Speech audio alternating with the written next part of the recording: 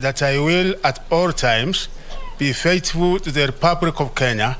that I will obey, respect, uphold this Constitution of Kenya and all other laws of the Republic, that I will well and truly serve the people and the Republic of Kenya in the office of Cabinet Secretary, that I undertake to hold my office as Cabinet Secretary with honor and dignity, that I will be a true and a faithful counselor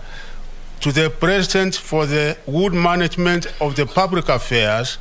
of the Republic of Kenya, that I will not divulge directly or indirectly such matters as shall come to my knowledge in the discharge of my duties, and committed to my secrecy except as may be required for the discharge of my duties as Cabinet Secretary, and that I will perform the functions of my office conscientiously and to the best of my ability. So help me God.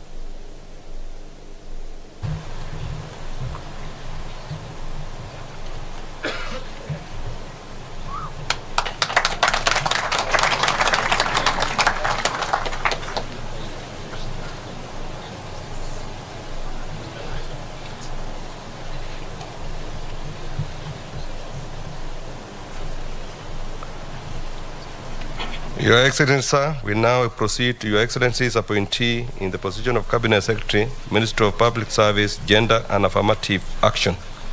Your Excellency, sir,